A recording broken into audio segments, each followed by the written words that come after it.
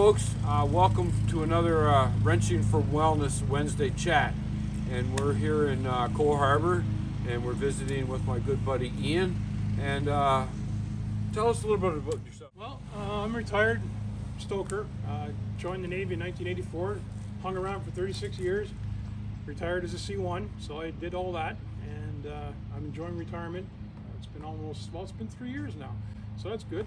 And Really? I just told Martin it was 1 year. 3 years in February, yeah. Holy crow, man, that Time flies. That does it ever. The bugs are out too. The Yeah. weather's bug weather all of a sudden. And you did 36. 36. How many different classes of ship did you do?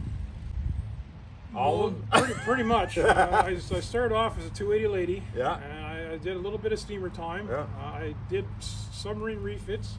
Wow. I took a CPF on deployment out of Ottawa, so that was I'm real, waiting to hear his tanker. No, I missed a tanker. But it was a steep learning curve Oh, yeah. to go from 280 to CPF. I had only worked a few times as a mechanical fitter when I was younger. So I needed to use the incident board to find the CCR so I could do my in routine. Like, that's how bad it was. That's a big board that we use to plot out fires and collisions and trouble and all that. So he was using it for a map of the ship to get to different locations. That's pretty funny. Well, I had a learning curve when I went from steamers to 280s. And I was like, I didn't want to do that so bad. I was really good at my steamer trade, but then I had to go to gas turbine, and I was putting up a fight. But I did it, and we did, and it turned out good. So I remember a few fellas like that. Keith was one of them. He was a steamer guy and called us Nintendo push-button stokers. Not going in the Nintendo room. It was kind of fun. Yeah. But yeah, so I never sailed on a tanker, but I volunteered to go to Africa on an MCDV. So that was another adventure. Yeah. So that was kind of fun because we had the Admiral over there because they like getting their picture taken, right? Yeah, of course. So I said, sir, this is a coastal defense vessel and we're on the wrong coast. And he said, good job, thanks, Chief. So that was that. And well, that sounds like a great career, and I'm happy to know you, and I'm happy to know that you did that huge career. A lot of us don't get that high, and congratulations and well done. So we're here today to talk about wrenching, and we all have our forms of wrenching. And if you check out my other channel, This Old Chopper, you'll see what I'm talking about. We did a walk around of Ian's items that he has here. He's a collector of everything that's cool, and he wrenches, and he wrenches quite a bit. What do you think about my term wrenching for wellness? Do you think that fits? I really do. I feel that having a project is therapeutic. Like having something on your mind. Yeah. Because you're always thinking about it. Like with the antique cars, like it's not like you can call anybody. You got to figure it out yourself. You got to do a bunch of research. Yeah. When I restored this car, I found many examples of wrong. Right. It took a long time to find a couple pictures of right. And I said, that's what I want to try and do, is do it right. And it was a lot more work. Because, nothing against rat rods and things like that, but I prefer original cars. So all three of my cars are going to be bone stock original. Well, it's harder to keep original cars in original condition because they're so old.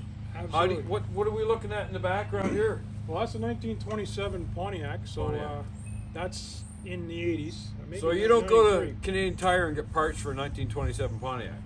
Not really. And we've had to make parts. Oh, yeah. Like the pistons were custom made for that engine as well as the Rio. I had to go to California and get them made because you just can't buy them. Yeah.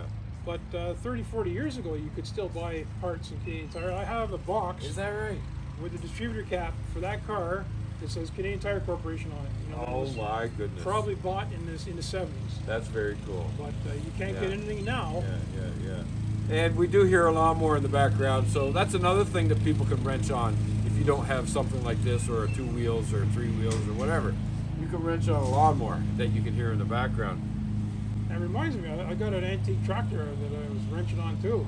Oh, the John Deere. Yeah. I seen pictures of you redoing it. Yeah, that was a complete restoration too. Yeah. So yeah, I wrench on tractors and lawnmowers, and Right. if it's broken, I'll try and fix it. So, if you're sitting in the house and you're bored, and what would you do? What would you do if you were sitting in the house and bored and nothing going on? That doesn't happen. Because I come out here. there you go. So There you yeah, go. like I wanted to put the Rio in the living room because I thought that would be so convenient. You know, you get an idea at 2 o'clock in the morning, you just have to go downstairs and pick up a wrench instead of stop, put on your boots, and go outside. So that didn't get past. But you had your engine in your house for a long time, did you not? Well, yes, every piece was taken apart and carried through the kitchen, down the stairs, into my basement. Boys go, workshop. what the hell's going on? Yeah, I got pictures of a V8 in front of the stove in the kitchen, the wheels off the Rio in the kitchen, that tow truck rig that went through the kitchen. Yeah. Well, the tow truck we're talking about, you check out my other channel and you'll see a 1915 REO Speedwagon that's being made into a tow truck, a 1915 tow truck. So every piece of that wrecker was taken apart and carried into the house and down the stairs, and Oh my goodness. I built the whole thing down there. Yeah. And got it all, painted and cleaned, and I had to make new parts, things that were damaged and wore out. And then once it was all done, took it all apart again, Yeah. brought it outside and built it, put it all together again so that it could go on the car. Right. So yeah, So wrenching for wellness for people that might have wrenched back in the day, but they have no ability to wrench anymore. Do you think that they should get back into wrenching for any kind of wellness? I think it's, like I said earlier, I believe it's therapeutic to have something to think about, something to work on, even if it takes years. Like my projects are 10-year projects. Like when I bought that REO Speedwagon, going right from the get-go, I said, this is a 10-year project, and I'm into year 4, year 5 now, and I think I'm ahead of my schedule. So I think you are. I think you might see completion maybe around year 7. I want to get the motor running this year. Yeah. That's kind of on the to-do list, but don't like working out when it's cold.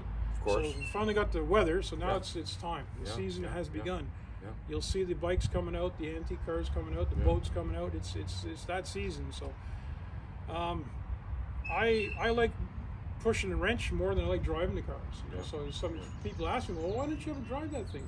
I said, I enjoy working on it. The maintenance and little the stuff. upkeep. And there's always something. There's always something that loosens up and needs to be tightened or adjusted or. Well, or you search for parts. It takes years. You finally get the part, and it's like, okay, now we're going to move forward on that little project. So a lot of traveling. Like I went to Hershey, Pennsylvania last fall. Like that's the mecca for antique car parts and collecting is to go to Hershey. So I've been lucky enough to have been to Hershey 3 times so far in my life. Right. And that's where you got to go if you want to find the parts. So you just imagine doing this before the internet. Oh, like my can't see Father's it. Day back Do in it the with 70s. mail. Mail. With the mail. I got information for that car from a fella in North Carolina that doesn't do email, so I had to send him a self-addressed stamped envelope and some cash. Take me some pictures. There you go. So then he said, well, it's going to be a while until we finish the roll and we'll take it to the drugstore, So it took about a year to get a picture that I needed before I could assemble that, because it was one critical thing I needed to see before we could build it. And, because like I never saw the car put together. It was in 5,000 pieces when I started. So so the thing about wrenching, if somebody's sitting there and they're not wrenching at the moment and they're thinking, it's too difficult, too hard, but there are people around that have similar interests and similar likes and hobbies that can help.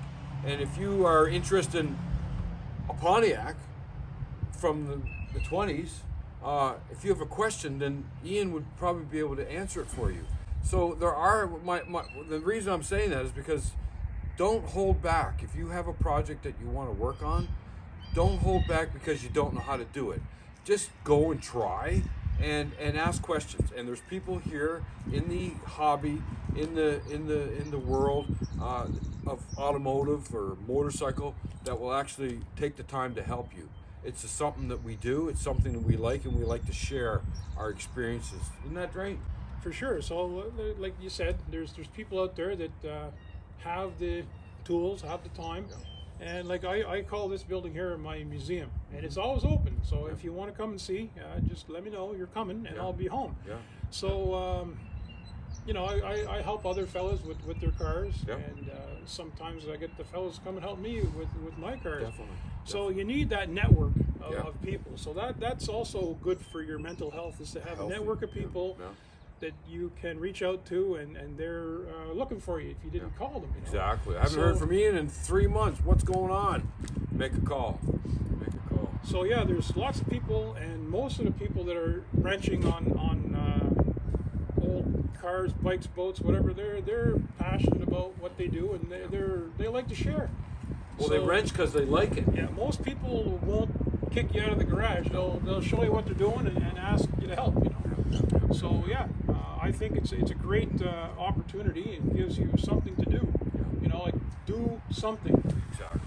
So if we had a shop somewhere, Wrenching for Wellness shop, would you come down for a coffee and see what we're up to? And silly question, I knew that. I think I would. Yeah.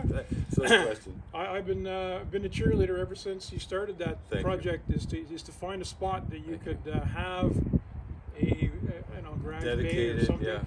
Like the days of the auto clubs are all gone, so you got to start over. Yeah. No, it's going to happen. I just got to find my opportunity, and I am going to make a post on my Facebook. I got lots of friends that are watching what's going on, and I am going to put it out there. If you got a garage that's not being used in your neighborhood or your area, that could potentially fill our needs, we'd like to have water, and we'd like to have a toilet, but it's not a necessity. I can have bottled water, and I can have a Johnny on the spot. Just a spot that's got electricity where we can turn the heater on and do some wrenching and have a cup of coffee and have some fun and camaraderie and good wellness. So if you know of something, get a hold of me. Let me know. Halifax, Dartmouth, Bedford, Sackville. That's what we want. I know there's spots way out, like 45 to an hour outside of the city. I really don't want to go that far because I want to be there almost every day. And I want my people that are in Metro to be able to get there easily as well. So that's what we're looking for. So brother, thank you very much, Ian. This is good. I really appreciate you entertaining me and asking and agreeing for me to come over and have a chit chat. It means a lot. It means quite a bit. My pleasure. And anytime, like I said, bring your friends. Yeah. Museum's always open. All right, folks. So there you go. Thanks for watching. Check on a buddy that you haven't heard from in a while, and check out my other channel. And thanks for watching. All right. Later.